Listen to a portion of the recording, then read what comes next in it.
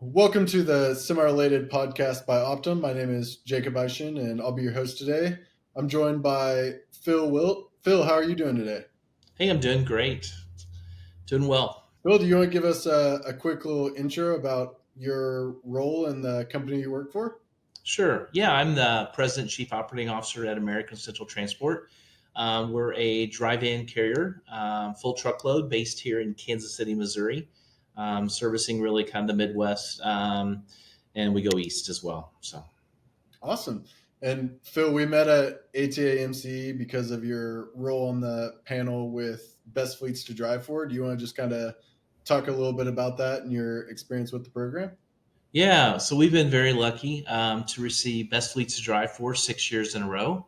It's one of they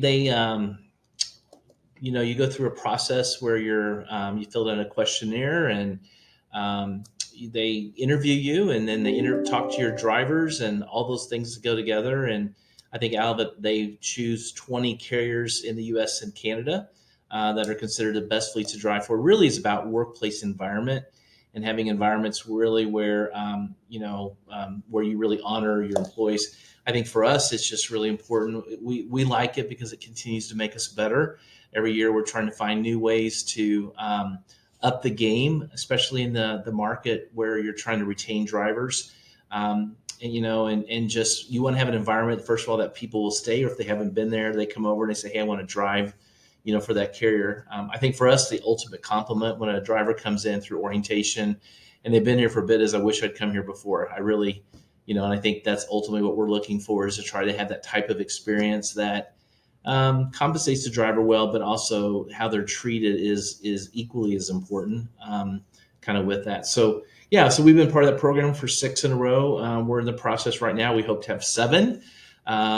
And so we've completed the process for 2023 and kind of going through that from there. So we'll kind of wait and see where it all ends up. So. Yeah, and I just want to emphasize how impressive that is, because my understanding is part of the survey is based on driver feedback as well, right? So yeah, that's true. I mean, what I like about it, it's very tedious and it's painful. But what I do like about it is, you can say you're a great company, but they talk to a percentage of your drivers. They go and they fill out a survey, and drivers are the most honest people in the world. And so I think that's great, because I think you can't say you're great without, your employees have to confirm that these things are true. And it asks about all quadrants about what you do. So I love that. When I talk to drivers about it, I say, it's easy for us to say we're one of the best fleets, but it's an independent agency that has done that. And so I think that's why we're proud about it, is it is done by outside. We know it's a tedious process. I think it separates kind of carriers. And so we've just been super proud to be part of it. Yeah, and then 6 in a row, I think everyone will probably wonder whenever they hear that, what's your secret? What would you say is your kind of recipe for success there? Well, I think once you get in it, you're kind of like, what do we do for next year? And I mean, literally, and we will, we'll even look at it into our strategic planning process, which we're completing right now for next year. And so we will really be looking at it and going, what did we learn from other carriers that are in it? Because, you can learn good things from other carriers that are part of it. We also look for emerging trends or things that we think would be good. We talk to our drivers. We use some products where we're polling drivers and, to see kind of what they want, and all those things together kind of help us go, we want to make these changes as we move into next year, that type of thing. And so those are stuff. And then I think there's things that just happen in the business that you kind of have to be, pretty agile on. And so, this year, for instance, freight slowed down. And so I think you have to look at, well, what do we do to help our drivers? Because, we've coming off the highest freight we've ever seen, and then it's slowed back down. And so, what can we do? Those types of things. So I think a lot of it is planning to try to stay in that circle, but then there's things that just happen on the fly. Trucking is changing constantly. And so, you have to do things, I think, that you kind of stay on top of the game. And, every day we look at it, we're earning the right for our drivers to stay with us and to continue to drive with us. We have a great environment But I think you have to look at every day, like, what are we doing to keep you just as you are any other employee? I mean, I think particularly as the labor market has gotten so competitive, you have to be a place that people desire to work for and want to work for. And so all those things together, is what drives us to try to be better and to have an environment that people are proud about where they work, where they want to stay, and they don't even want to think about going somewhere else. So that's always our goal with it. Yeah, and something you mentioned there that kind of resonates is that you can learn more from these other carriers. And something that stuck out to me at that conference that I mentioned, the ATA MCE, was in one of the presentations. They mentioned that you're competitors, but at the same time you're also best friends working together in the same industry. So could you kind of tell me a bit about what it's like? Do you look over at your competition? Do you have circle of other carriers that you kind of connect with, and how do you Yeah, work together and learn from each other? yeah, great question. I think what we try to do as an organization is anything I think our leadership team is always like we're in a constant state of listening and leading and trying to listen to others. We participate in ATA, we participate in TCA, Truckload Carrier Association. We think it's really important that as a carrier that we're involved in those. We're also part of the state association, Missouri Trucking Association. I just, matter of fact, finished being chair over the last year. And it's just important, I think, to be participating in those things because in there, you're first of all, we're doing things to help our industry along, but you also learn so much, either in seminars, webinars, but I think most of it happens in the hallways as you're talking to other carriers or vendors about emerging technology or how they're handling this stuff. I mean, all of our businesses are like a lot alike and yet really different because you can be a dry van carrier, but what your challenges are could be totally different of someone else. That would be true for refrigerated or flatbed or bulk. Um, so so I think all those things are important. We're also part of a benchmarking group though as well, and it's something offered through TCA. And so we're part of a group of carriers that share best practices. That we look at our numbers. It's always like we will focus on different areas every quarter when we get together, and it's there's only certain things that are shared, other things that are not. But the reality is, in all of that, you start to go, gosh, we got this. We're struggling with this, and how do we go about this? And so what you find out is someone's already been there, and so that's one of the nice things about being part of a benchmarking group is that you're with folks that are probably like-minded. They have the same goals. It's just for different companies, different parts of the country, and so that is nice to know that maybe you're not in it all alone. That there's other people that are facing the things that you're facing, kind of with it. So we try to take all of those things, national level, state level, and then a benchmarking group, and try to come up with what is best practices for us because you have to take that, then you have to apply it to your business. You say, well, that would never work here, or that our customers are different, or our drivers are different, or what our drivers desire is different. And so I think you still have to know what your people want, but boy, getting ideas from other places is really helpful, particularly as competitive. And with these market swings that happen in trucking, you could be on top of the mountain, and then next year you can be at the bottom of it. I mean, it's just how demand goes. I mean, it's just I've never seen a better example of supply and demand, where if there's too much product to be moved and not enough trucks, boy, the rates go up, and it's just it's really good times. But then that can turn, and that's kind of where we're at right now, which is there are more drivers than there are freights, and so therefore rates go down, and the amount of loads and availability goes down. And so it's just I think back to my college days in econ classes, and boy, this is living it out in a very real way with that. So all those things help. Yeah, and then a couple things from that. You mentioned that you're all running these similar businesses, but they also can seem so different at times. And having these groups of people come together and talk about it is so helpful. Um, I've noticed that there's a diverse background, and a lot of people kind of have different experiences they bring to the table. So, could you tell us a little bit about your background and maybe how you've noticed that compares to others, and what resonates, like those college econ classes, for example? Yeah. Well, yeah, great question. I started out my career working for a large cooperative system, and so in there I was like in sales. Got to be a product manager, but one of the things that I ended up kind of at the end that I really liked was I got in the HR field, and so um, and then I kind of taken that on there. So really, just the whole people management is really important these days.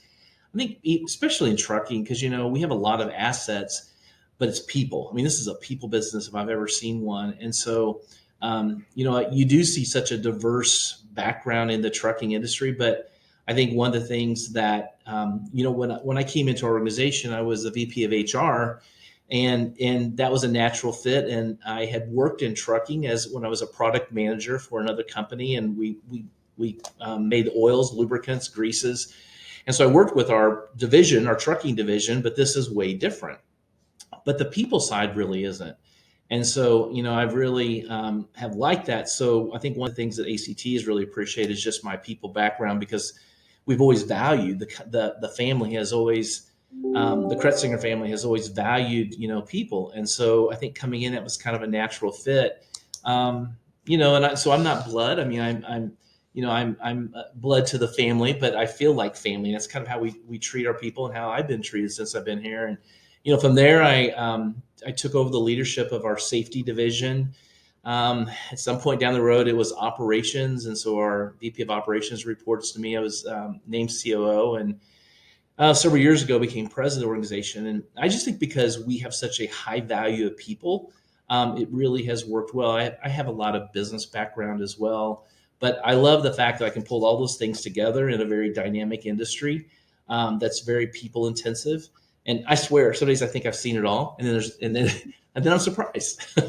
I should have started a long time ago writing all these things down, like when this happened, and a new example of something that happens with people. But I think because we as an organization really value and care about people, it's been a really natural fit for me in this role to work with our team and work, with our support team, which is what we call our office, and our maintenance teams. And then we have our drivers, of course, which are on the front line every day delivering the freight. So, Yeah, and then that kind of segues into the next thing that I think is really interesting is this rise of focus on people, right? So in the panel you spoke on, they discussed this idea of fleets maturing from doing things to drivers, doing things for drivers, and now doing things with drivers. And with your HR background and then also the programs American Central has in place, could you just kind of talk about that approach to people management and talk about some of those programs you all have in place? yeah, so we've tried to do a lot of stuff around thinking about drivers and their lives, and what it's like, to be on the road, and which is hard. I mean, I think first of all, you just have to call it out and go. Being away from your family if you're married for periods of time is hard. We're a regional carrier, so we have fleets that the drivers are home. We call them hometown fleets, are home, during the week. But a lot of our freight doesn't really, doesn't work for that. It's so maybe you're out for 7 days or 10 days. And we have different packages because we're really working on work-life balance, which is something we've heard kind of in the non-trucking space for a long time. That's really entering the trucking space with that. So with all that in mind, what we've tried to do is create programs and services to support our drivers. We work really hard at, first of all, their physical side. So we work with our insurance broker, and we have a condition management program. And so in that, let's just say a driver, their CDL is a big deal. I mean, if they would lose it and if they become medically disqualified, that's a real problem. They can't earn that same level of income. And so um, we have a coach and a nurse that works with those individuals. And we really focus on two things: diabetes and then hypertension or high blood pressure, the two leading things that we see in the trucking space. And so what we're really trying to make sure is that those folks, if they have a diagnosis, that they're taking their meds, they're going to see their doctor. We give premium relief for those that stay in compliance with that, because all this does affect your health insurance costs and all that. but more importantly, we're looking for quality of life. We want the individuals, whether, and this is for all of our categories, associates participate in this program if they have those health challenges. And so what we try to do is to make sure that they're getting all the services they can. Why? Well, certainly it helps our healthcare cost. I mean, if we can prevent something bad from happening, that lowers the cost. And in this market, man, insurance companies get you. I mean, you're paying that. So if you're high risk, that will come out of your plan costs the following year. But more importantly, what we're looking for is quality of life and longevity of life. And so we want our drivers to have the best quality of life.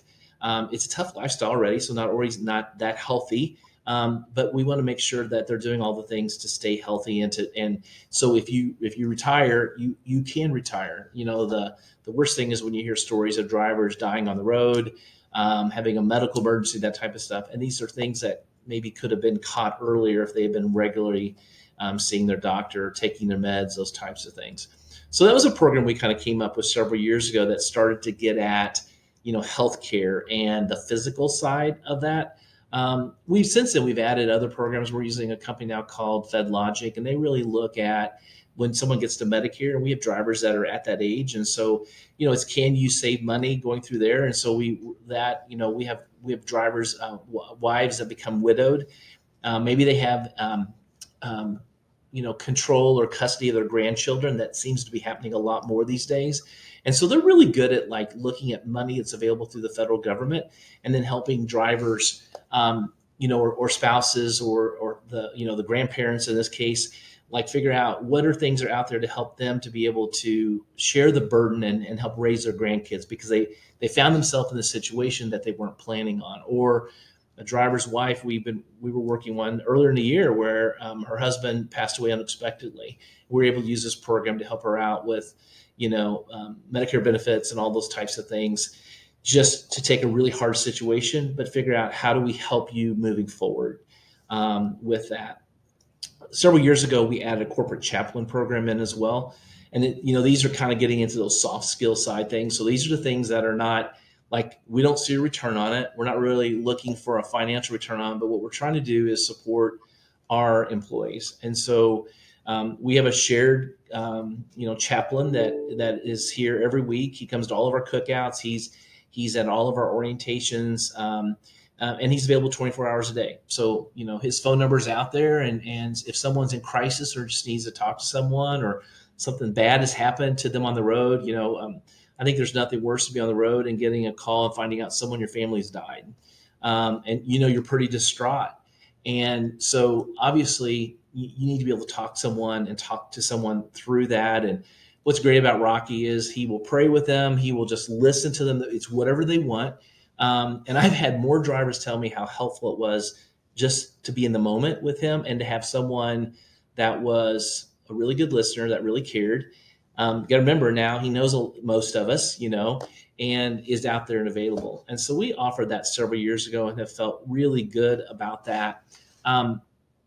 This year, we're on 7 months into the program. We added a life coach, and that's really unique, I think, for the trucking space. And so the gentleman that we hired, I think he's just perfect for this role. And what he's focusing on is kind of the other three quadrants that everyone has. And so he's working on, first of all, the physical. So let's just say someone wants to feel better, lose weight.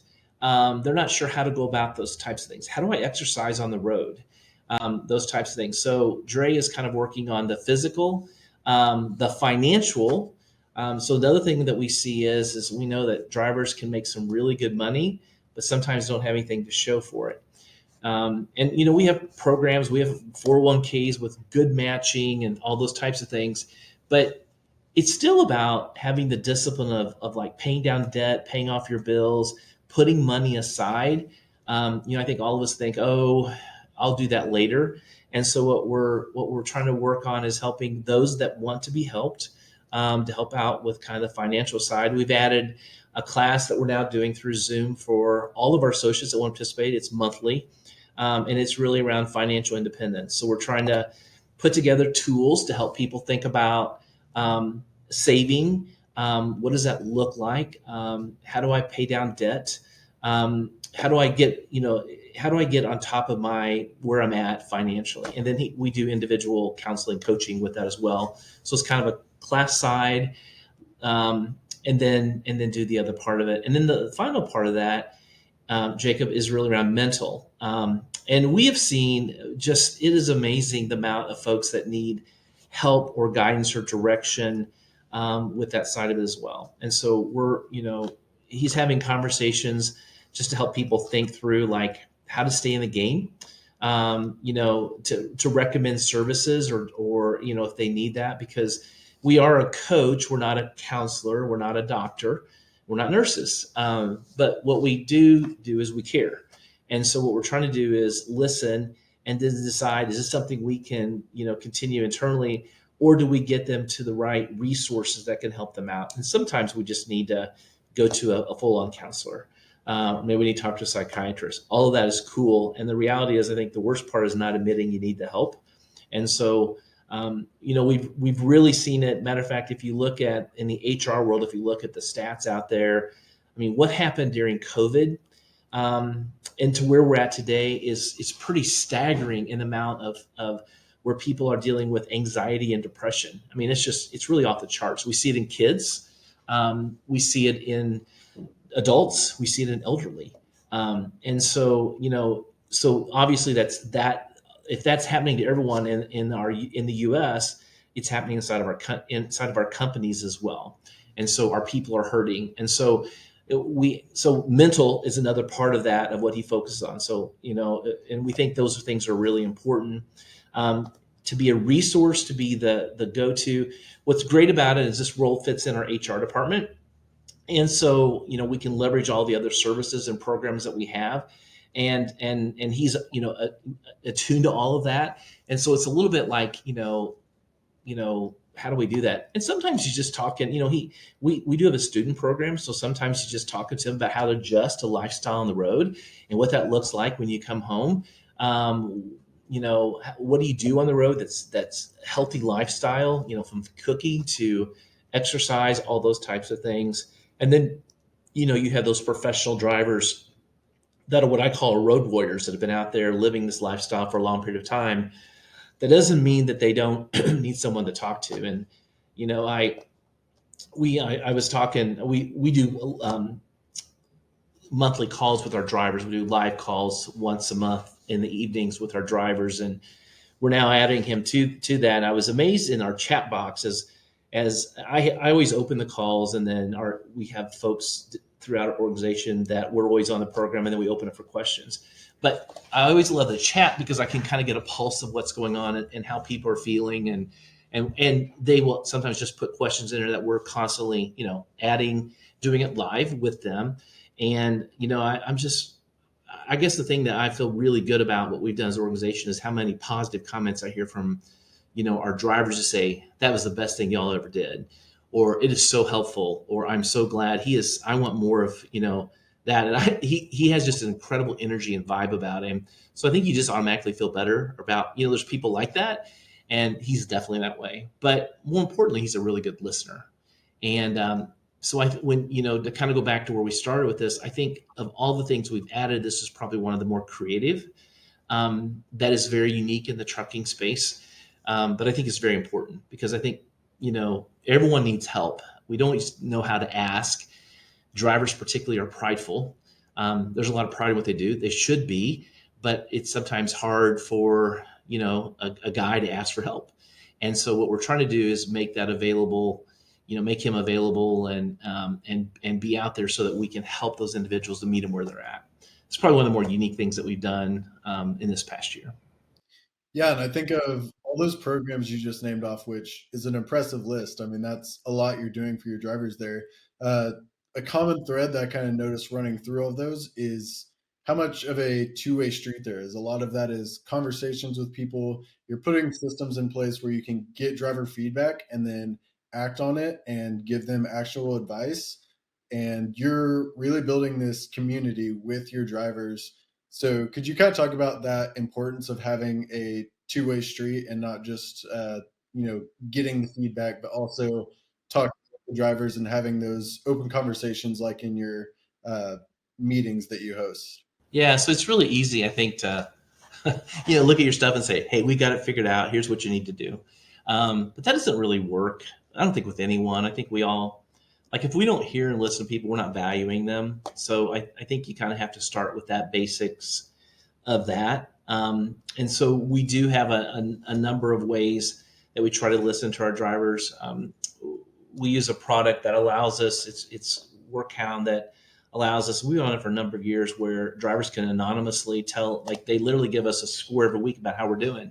It's through a text message, um, and then they can also give us comments, and those are the richest parts because you can start to see. So when you said earlier, well, what do you do to plan? We look at those comments, and sometimes we're creating things, we're putting it in a think tank hopper, about how do we get at fixing this particular, because this is a theme we hear about. And what's nice about that is a driver can stay anonymous, which I think is really important for some of them to do that. Now, we would love for them to reveal, and they can do that, but we can also do freeform conversations where we can be texting back and forth, and they still can stay anonymous, but it allows us to get a better insight about what's going on. Maybe it's a complaint about one of our shippers and treatment of the driver, or maybe it's one of our associates, or it can be so many things. And so, so we watch those in that kind of conversation. The fact time calls that we do, those are live, and again, they're you can ask anything. They comes up there. It's a little bit like you never know what's going to happen, but I like it because it's so real. And I always, even like in those calls, I always talk to the drivers about what's going on in the market right now. What's going on with the freight market, and how's that affect us? And more importantly, how's that affect you? And so we try to be very transparent as much as we can be, so that, because I think and I don't think drivers are any different than any, Jacob, you or me or any other employee in a company. If we don't get information, we fill in the gaps.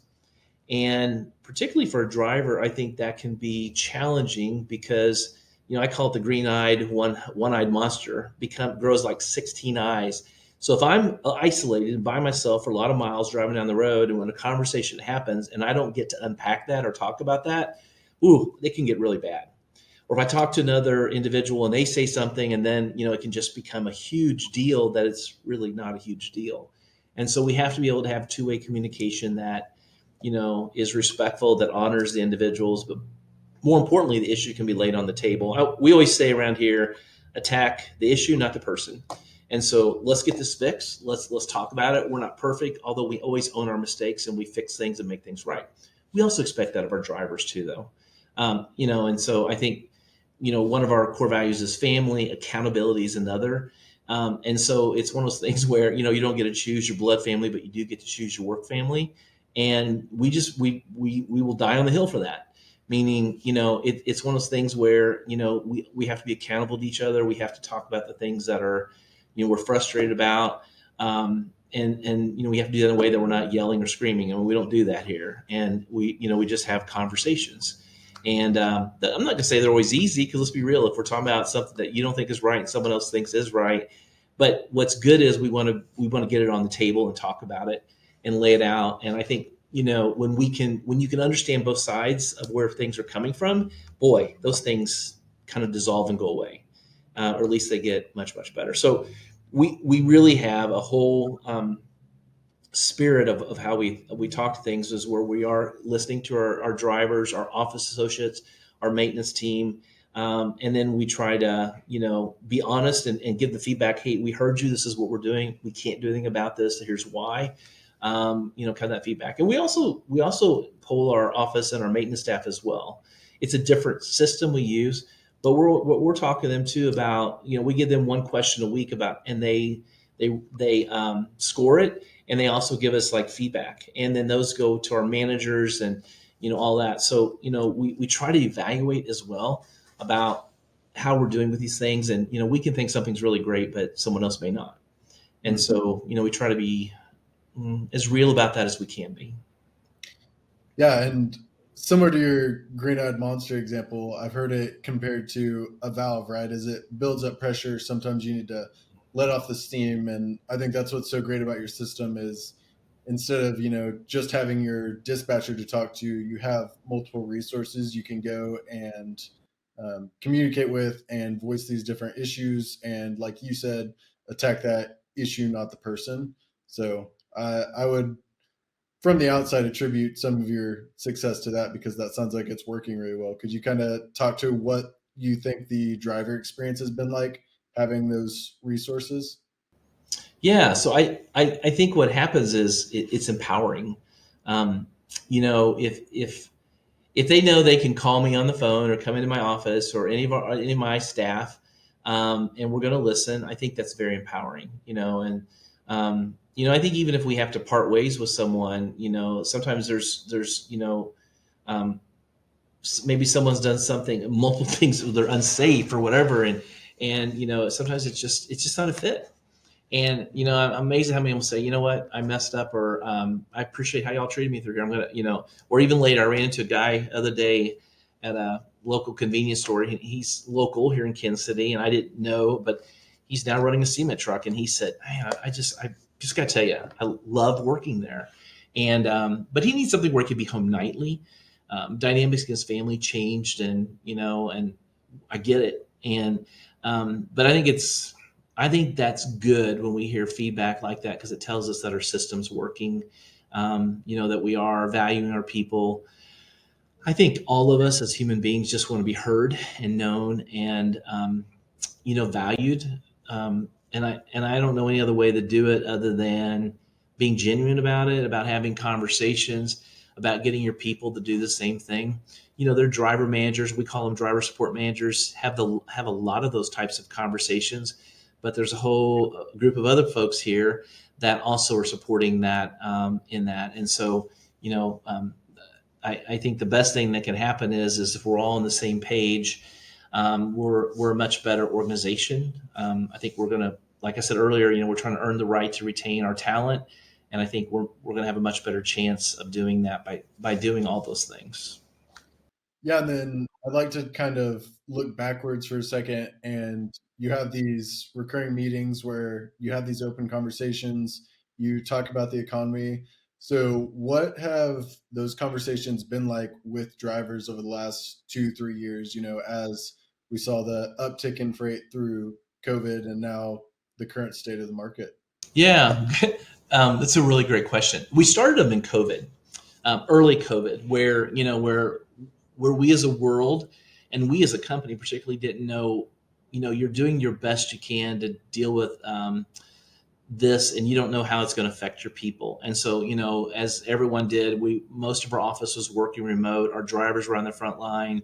Our building was locked down. The folks that were in the building office, and so we had to find a way to get back in front of our drivers. And there's something about a conference call. We do. I mean, we do a weekly hotline message that has lots of facts and stuff they need to know and how we performed last week and all that. But there's something about being on a call where you can see someone's face that makes it better. And so that's why we started that. When freight was, I think early part of it, it was about their safety, their concern, um, confirming that even though the building was shut down, we don't think less of you. We're trying to figure out how to keep our support team well enough to keep you supported and keep you rolling.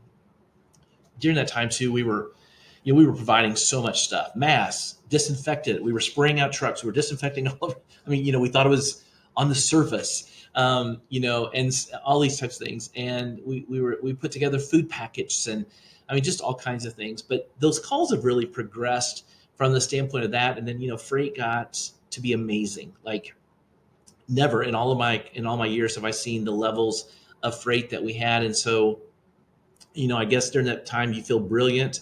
They might think you are. But then, like I said earlier, the economy changes and freight slows down. And so, we started to see it slow down, or at least we didn't, but we were hearing from a lot of our friends out there that they were seeing by this time last year it was really slowed down quite a bit. For us, it was more like mid-year this year. But what we try to do all along that way was be very open with the drivers, like, hey, it's turning. We see it turning literally. Here's what's going to happen. Here's why we think it's going to happen. Here's what interest rates are doing. Here's what the government's trying to do. Here's what's happening with housing. Here's what's going on with manufacturing. And here's one with general consumption. And as we started to see people go from, I mean, we as Americans were consuming so many things, and we were eating at home all the time. We were building out offices in our homes. We were getting all those electronics and big TVs and buying, all these things for hobbies. And, that takes a lot of freight. We haul a lot of things when that happens. But as we also started to see people pull back from that because they were so tired of being at home. And as the entertainment world started to open up, we were saying, hey, people are going back to concerts. They're going to events. They want to travel. They want to go to a hotel room.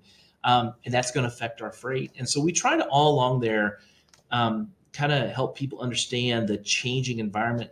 But the reality is when your paycheck changes, that's been true for every driver out there. When there is less freight to haul, you make less money. And so what has been really important in this phase for us, and we're past it now, but really helping drivers understand. And, I think, what I always say, what do we do as we make more money? We spend it, right? We don't always live within that means. In other words, now we have a new level. And I think that happened for a lot of folks. We went out and bought new vehicles if we could get them, or we overpaid for vehicles because it was so tight. And so I think with that, there gets to be some anxiety because my bills are higher. And now all of a sudden my income is less. And so what we try to do is just be very open and frank about that. And those conversations are around that. Sometimes I'm not going to sugarcoat and say it's all wonderful because those things are frustrating and scary, right? I mean, if you're making less money than you were, then it is frustrating and it's scary. And so what we try to do though is be honest about it and provide services and programs kind of around that and help people make decisions. I said earlier that we're really trying to get people to save money. Oh, so much money was made during that period of time, and yet a lot of it's gone. And so the question is, where did that go? What do we blow it on? Was it things that will help us later down our life, or are they just things that were really fun at the moment? And so, so those are things like if we can learn lessons from that, and we can help all of our associates learn from that and actually put money away and be preparing for retirement and for a rainy day. I think that's really good. So, the progression of how those calls, Jacob, has happened. I mean, it's been from like, what's wrong? Why can't we come in the building? I can't see anyone. This is really hard. We're on the front line. To like the world was starting to open up and their freight was just falling out of the sky. To now where it's slowed down and we're truly in a freight recession. It's gone pretty long, but the deal is also our high was so long, and so it's kind of how things work. And so we have used that as a mechanism to really educate, talk about, try to get things on the table. And we always invite people, if they want to unpack it more, to come and see myself, Brian, our VP of operations, or other key members of our leadership team or our management team. Because we want to talk to them about it. Like there's, let's just lay it on the table and talk about it. Or there's something you didn't understand, or you have a point you don't think we understand. Let's talk about it. But, I don't think there's this isn't like it's rocket science. I mean, I think it's just, we're talking, is what we're doing. So. Yeah, and then it's important too to remember that you're not just talking to these drivers, you're talking to teams internally who are, making decisions for the business. So as these freight levels change, what are you telling internal teams? And as they see the freight that comes in and out and picks those loads, how are they deciding what is good freight? And kind of tell me a little bit about the business side of it there as well.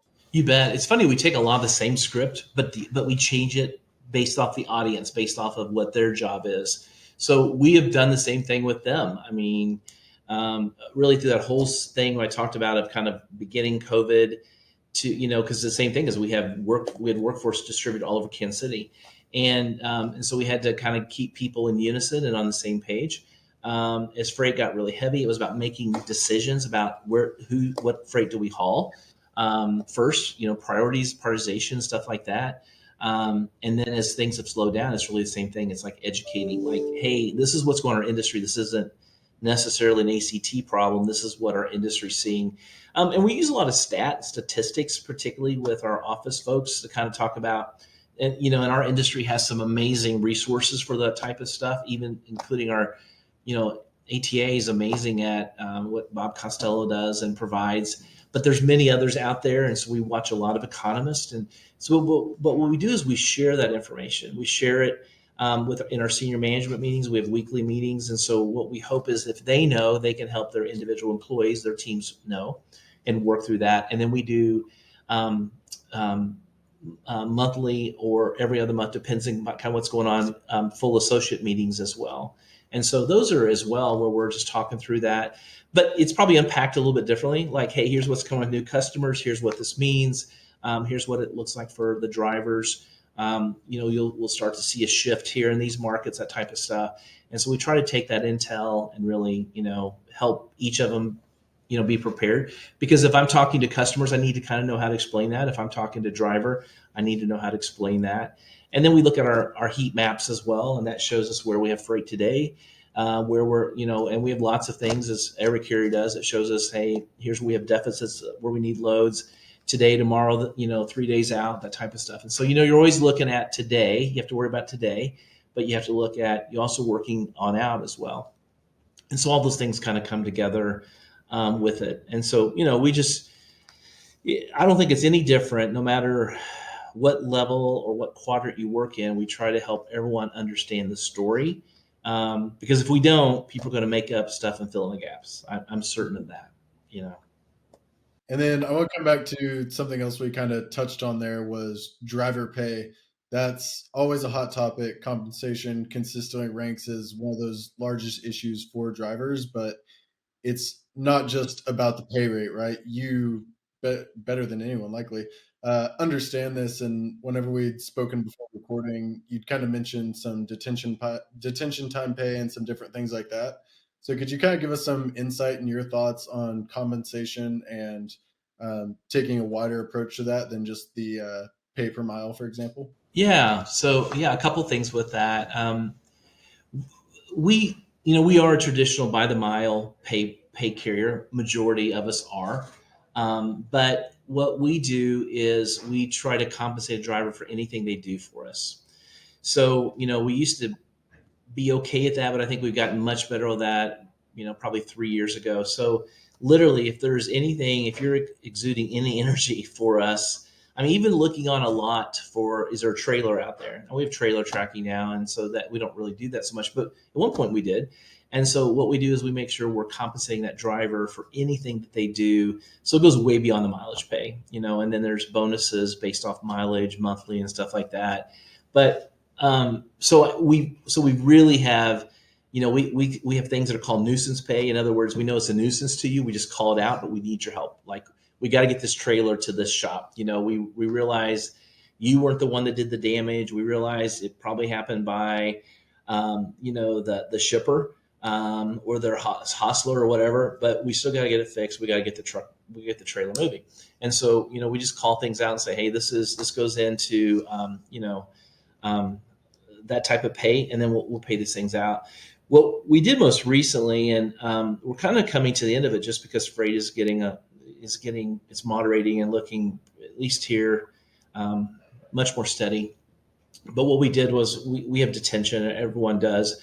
But what we've done is, if you drop your load and it hasn't, you don't have another load ready to go within so much time, we immediately pay them a certain dollar amount. And what I would say is it's not as good as running, meaning it's not going to totally cover if you had full, miles that day. But what we're doing is we're stepping in the gap, and we're paying them something. And it's pretty good, but we're paying something to make sure that we understand that, we know your time is valuable, and this is what we can do. And we talk about this literally on this call monthly. We'll say, hey, we realize that, but we're not getting money from customer. This is just coming out of the ACT till. But what we're doing is we're trying to step in the gap and really help help you, with your bills, because we realize just because the freight has slowed down, you still have bills coming. And so we try to look at things like that. And this isn't the first time we've done stuff like this. We just look at these things and try to step in the gap and go, well, what is fair? What would a family company do? What do we do as individuals? And then usually put pieces to support that as well. And so that's probably a more unique thing that we've done in 2023. And honestly, I think a lot of drivers really appreciate it. I've had a lot of them say, I know you don't need to do this. I don't see other people doing this. Appreciate y'all doing that. It's not really about that. It's really more about, I think, just doing the right thing. And that's, what we've tried to do with that. So several years ago, we went to everything you do, we make sure you get paid for it. And those that are high, really that are, we have mileage bands of where we have bonuses that kick in every month. And then we've done this recent piece just to, if things are slower, we want to help you out with that.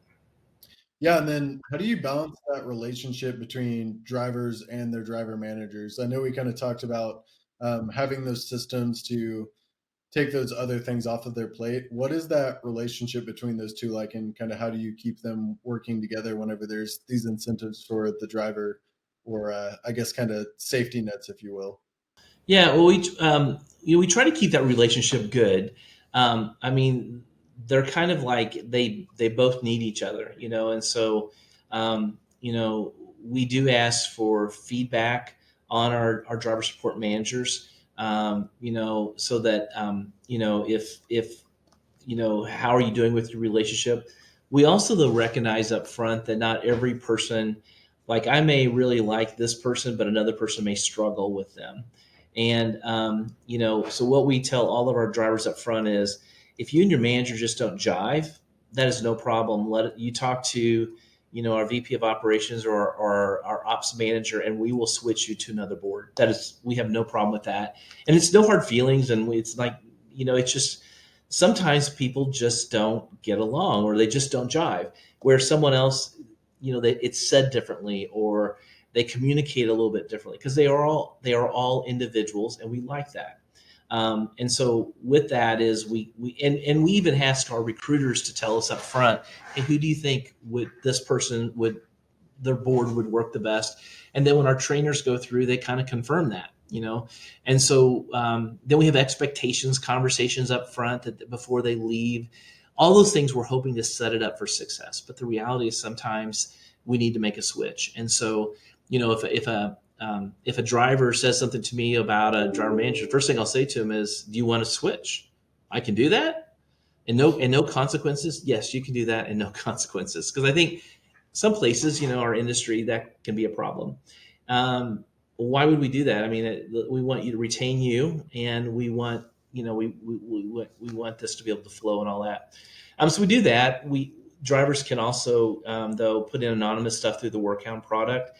And honestly, we get more praises than anything through that. That'll say, oh, I just want to tell you, this is the best DSM I have. We just did a thing in the month of November. We did a gratitude month. We do a week-long celebration for our drivers for National Driver Appreciation Week.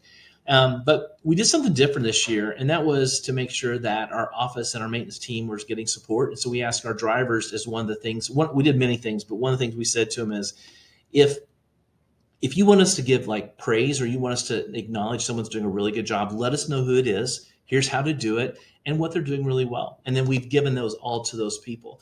And I'm amazed at how many things are about their managers, because they don't have to do it. It's totally, it can be anonymous or not anonymous.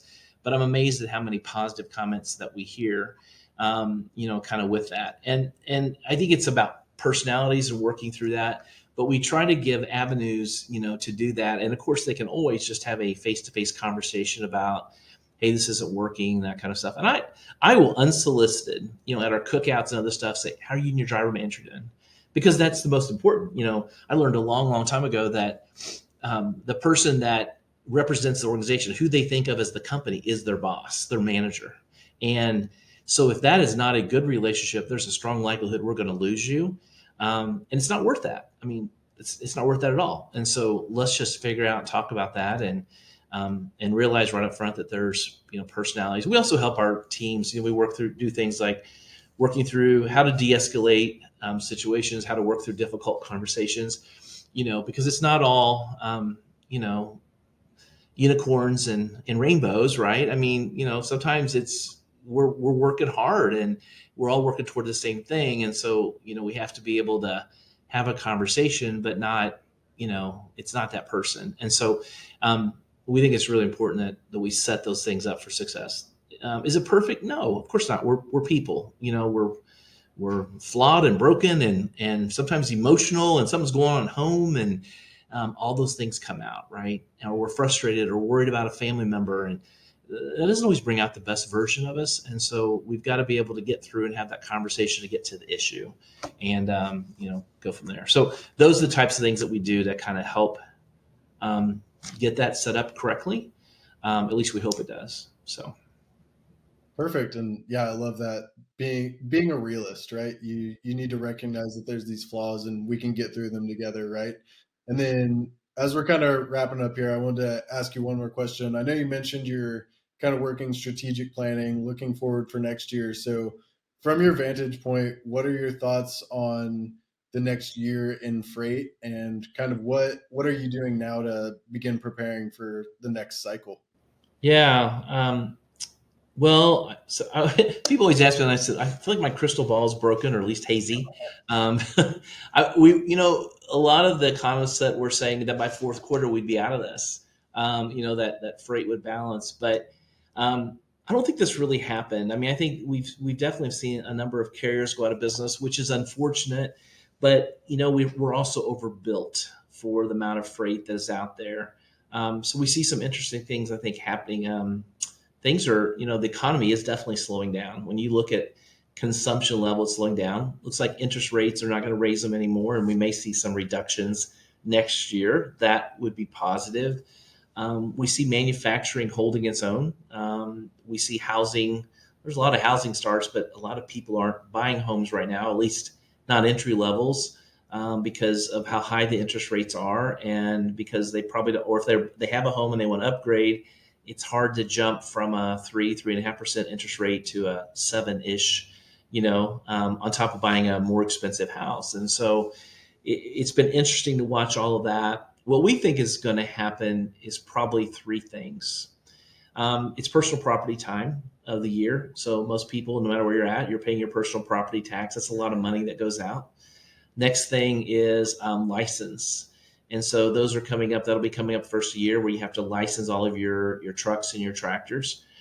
I think for folks that have been heavily dependent on the spot market, this is going to be a hard time, because I think cash has kind of been used up. The cash that was probably made during COVID is probably going away or has gone away. And so there's just not a lot of room. You're kind of on fumes. And then I think the third thing is insurance comes up usually first quarter, into first quarter. And those are big payments too, or at least you're putting on a payment plan. So all three of those things take a lot of cash. And I think in our industry, what happens is this is kind of where people say, I'm going to pony up, or I'm going to throw in the cards, my chips, and I'm out of it. And, we've talked to several carriers here in our area that have said, if something, we got to find something, or we're going to be closing our doors. And sad to hear that. And yet, it's kind of what happens in our industry is people, things get good and everyone goes out and buys a truck or buys trucks and jumps in on that. But the spot market has been so tough. It was such a huge percentage of where growth was being seen during the peak of all the freight in COVID and post COVID. But now we've come back to more regular levels. And so we have just, it's basic economics. That's what I said earlier, that we have more trucks, more capacity than we have freight available. And when that happens, two things happen is you don't have as many loads, and usually your shippers want to pay you less for the freight you do haul. And all of it balances out. I mean, it's kind of the way it works. So what we think is, I hope by the end of first quarter, but I think probably more realistically, mid to end of second quarter, all of this will have taken effect, and we'll start to see more freight. But I don't think it's, and the things that I see from our favorite economists out there, it isn't because there's going to be more freight, like the GDP is going to grow that much. It's the fact that there's going to be less people hauling it. And so, but that is good for those carriers that are those long haul, those ones that have been in a long time that do it right. And so I think for us, we feel pretty optimistic about the second half of next year, because of the fact that we think we're going to see more freight, come in. Hopefully that'll give more opportunity to raise your rates, those types of things. But, you just have to kind of play it based off where it's going. But that's kind of what the tea leaves would tell us with where we see things going with that. So, I think it's going to be a mixed bag as we move into 24. I think the first half will probably be slow, but then there'll be some increases. We've been lucky as we're closing out this year. We've picked up new lanes. We've had existing customers give us more lanes. Part of that gets at to the quality, and and I think shippers know that it's coming, that's getting ready to turn. But they try to hold or save all that money they can, because operating costs have gone up on everything, and so including theirs. And so everyone's trying to make money and survive and thrive, I guess. And so I think that's, as we look at, as we're doing our planning, it's kind of how we're taking all of that into mind. And we just think that we'll see less competitor out there, and with that becomes more opportunity. With that. So that's in a nutshell, I think, where we see 2024 going. Awesome. And then we have one more question we like to ask all of our guests. It's a little bit of fun. What is your bold prediction for the future of trucking? Ooh, that's a good one. I think we will. I think good carriers will continue to do what they do. What I love about our industry is it can't really be outsourced.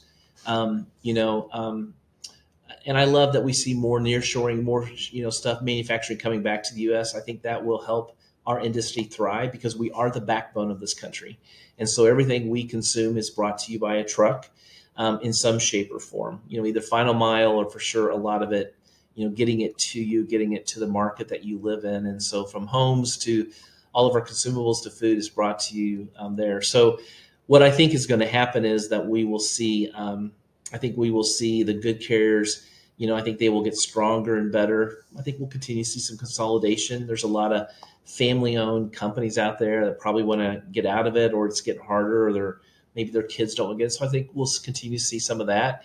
And I think long term, it'll be interesting to see where driver pay goes. I think at some point in time it goes to a salary, but we got to get the shippers have got to be behind that, because they're the ones that pay us based off the services that we're doing for them. So I think long term, that's where it's going to go. Autonomous, man, I have no idea. I don't think it's going to be in my career. I think I'll be retired by the time we get to that point. But there's just so much liability. But you really need that crystal ball, right? That's where I need that crystal ball, and I think that's where I dropped at some point in time. It has a little bit of a crack, and it's kind of foggy in there. So who knows? We'll see.